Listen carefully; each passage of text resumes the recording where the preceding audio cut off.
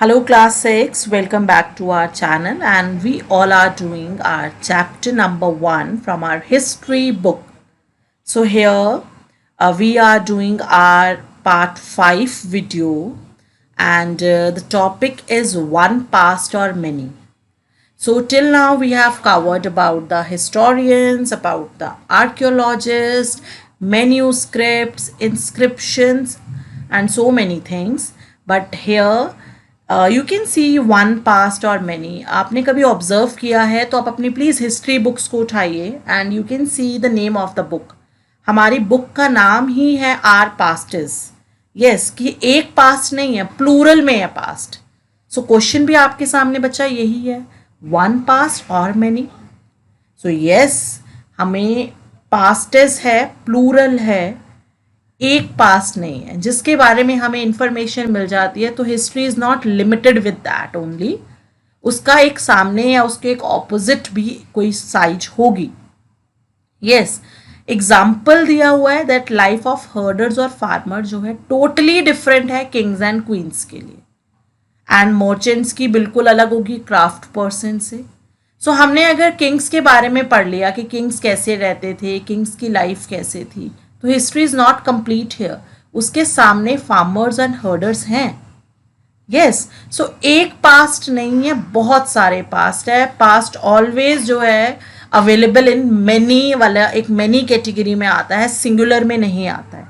Yes, even in today अगर हम बात करते हैं तो आज भी हमारे सामने लोग प्रैक्टिस करते हैं डिफरेंट कस्टम्स, डिफरेंट रिलीजन्स. तो अगर इसको हम 15 साल के बाद, 20 ईयर्स के बाद, 50 ईयर्स के बाद बताएंगे तो अगेन प्रैक्टिस कोई एक नहीं हुई है, बहुत सारी हुई हैं. So again the thing is कि हमारे पास पास्ट प्लूरल में है, सिंगुलर में नहीं है. सो हम लोग पास्ट को पास्ट नहीं, पास्टेस मीन्स प्लूरल में उसको काउंट करते हैं.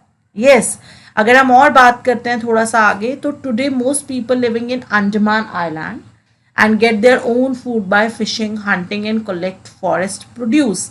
लेकिन उसके ही कॉन्ट्रास्ट में अगर हम बात करते हैं, हमने तो कभी नहीं किया फिशिंग और hunting. Yes, nowadays we all do jobs and professions हैं, सबके इस तरह का काम तो नहीं करते. लेकिन आज भी अंडमान आइलैंड में जो लोग रह रहे हैं, they are doing fishing, hunting for their survival.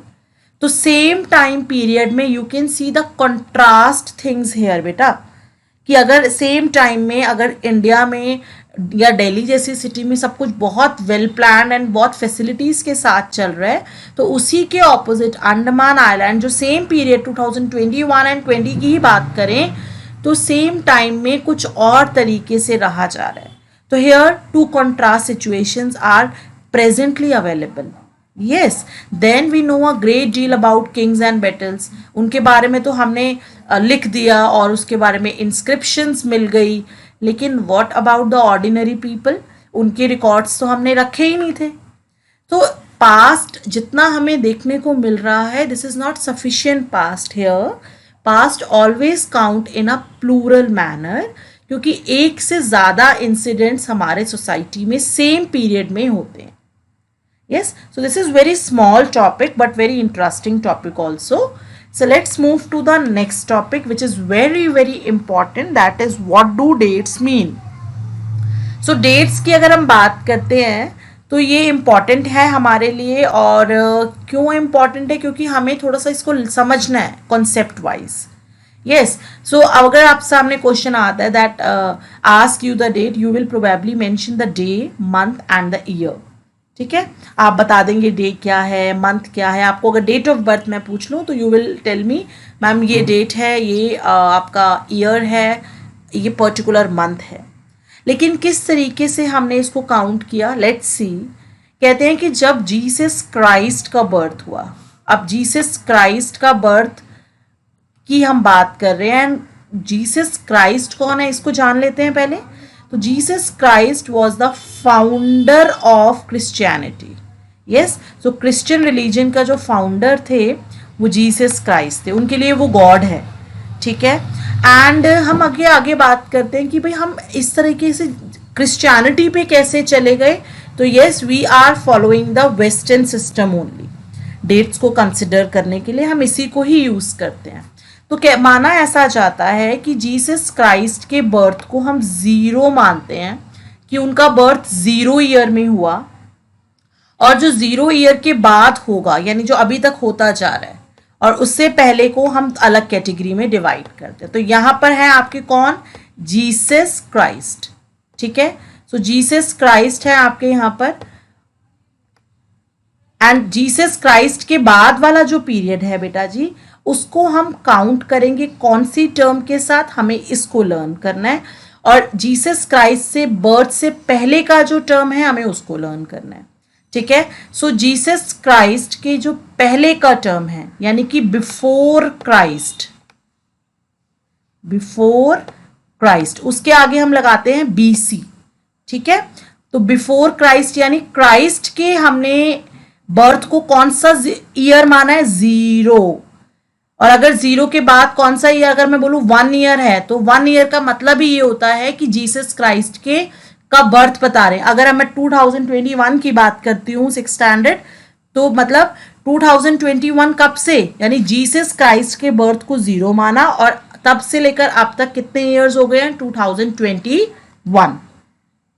So this is your, तो उसके बाद ये पहले वाला पीरियड हो गया आपका, हो गया बिफोर क्राइस्ट। तो उससे पहले के टाइम को हम बीसी बोलते हैं। And let's do it about the, अगर हम क्राइस्ट के बाद का टाइम होगा तो वो कौन सा टाइम होगा, हमें वो सीखना है, ठीक है। तो अब आपने ये चीज़ याद रखनी है कि अगर कोई भी ईयर की या फिर डेट की बात आती है तो हम जीसस क्राइस्ट के बाद की बात ही कर रहे हैं, ठीक है। तो जो बाद वाला टर्म है वो बाद वाले टर्म के लिए हम यूज करते हैं AD, ठीक है, that is Anno Domini. Again Jesus Christ के बर्थ को 0 मानेंगे और उसके बाद वाला time period is Anno Domini, उससे पहले वाला period is before Christ. Okay, so let's see here again. So BC means before Christ. AD आपका जो आ गया, you will sometimes find AD, हमें AD देखने को मिलता है, तो AD इज एनो डोमिनी, यानी कि लॉर्ड क्राइस्ट के बर्थ के बाद वाला सारा period is AD। So 2012 can also be written as AD 2012. So again 2021 is also written like, कैसे लिख सकते हैं 2021 को, AD 21।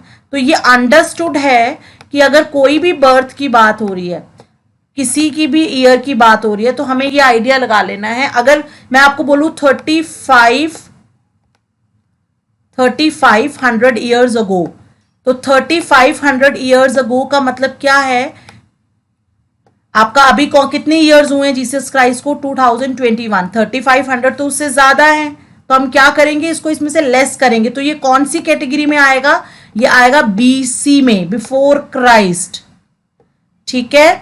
तो ये बिफोर क्राइस्ट वाला टाइम पीरियड है, और जो भी हम 0 के बाद वाला लेंगे वो हमारा AD इज एनो डोमिनी, ये लेटिन टर्म्स हैं, और हमने किसके लिए यूज करना है, after the birth of Jesus Christ. And आज हम 2 टर्म्स और यूज करने लग गए हैं। क्या यूज करने लग गए हैं, फॉर AD हम लोग यूज करते हैं CE, यानी AD या CE मीनिंग सेम है दोनों का। AD means Anno Domini, after the birth of Jesus Christ, and CE is common era. तो आजकल हम इसको कॉमन एरा भी बोलने लग गए हैं, एंड कॉमन एरा हो गया AD। तो what about the BC, BC is before Christ, Christ से पहले, तो हम इसको बोल देंगे BCE means before common era, common era जो अभी चल रहा है, and before common era Jesus Christ से पहले का पीरियड। ओके, तो आई थिंक सबको क्लियर हो गया होगा। This concept is very very important, और हमें ये आगे की क्लासेस के लिए भी अच्छे से समझ के रखना है। Yes, so this is all about in this chapter. So I hope आपको अच्छे से समझ में आया होगा. If you feel any doubt, any query, then you can ask. And now we will meet with the next chapter. Thank you so much.